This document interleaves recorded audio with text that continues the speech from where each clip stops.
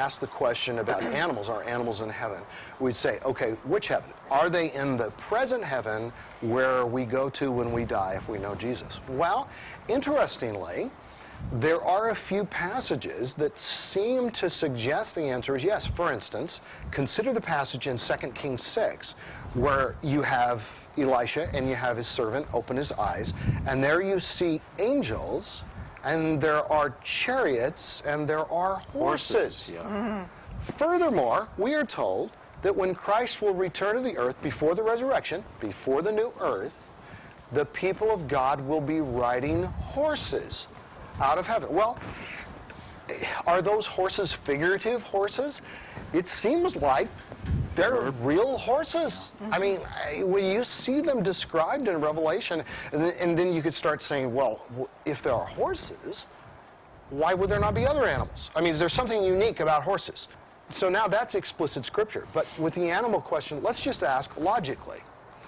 God created an earth, okay? Who did he put on that earth? What did he put on that earth? Well, the second most important creation that he made was animals. People were the most important. And you notice how it builds up in reverse. It starts here, and then you get vegetation, and then you get animals, and then you get people. So it's like God is working up to the climax of his creation, human beings created in his image. What's the first responsibility that is given to human beings? To care for animals.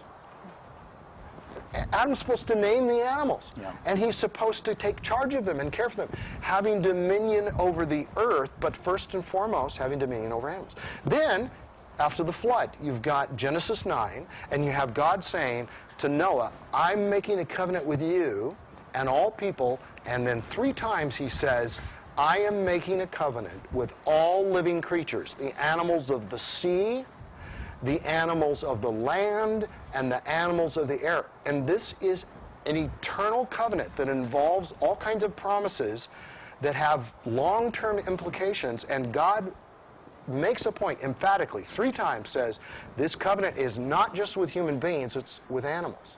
All right, now logically extend that to Romans 8, where it says the whole creation groans in suffering, in a longing for the redemption that will come with the resurrection of the children of God. Well, who besides human beings is suffering? Animals. I mean, when it says the whole creation, you could say, well, that includes maybe more than animals, but it certainly at least includes animals. John Wesley had a marvelous sermon on this subject of animals that I quote from several times in the Heaven book because it was just so powerful. But he spent a lot of his life on horseback, and he loved animals, and he just loved, the wonders of God that are revealed in the animal kingdom. And he took Romans 8, and he applied Romans 8, as I think it properly should be applied, to a promise that one day animals that live on this earth will experience a release from their suffering, and they will be part of the joy of the resurrected realm. Then finally, there are a lot of other passages too, but you finally get to Revelation 21 and 22, and you have a new earth. Now, it doesn't get into a lot of detail about who and what is on the new earth. It doesn't make specific allusions to animals. It doesn't have to. Specific allusions are made in numbers of other places, especially Isaiah 60. But when you think what constitutes earth and God's program for earth and God's purpose for earth, and if he's going to restore the earth, remember all those words, redeem, restore, renew, if he's going to restore all that, then the question becomes, why would he not restore animals? Is God going to say, I really made a mistake. That first time I made those animals, bad choice.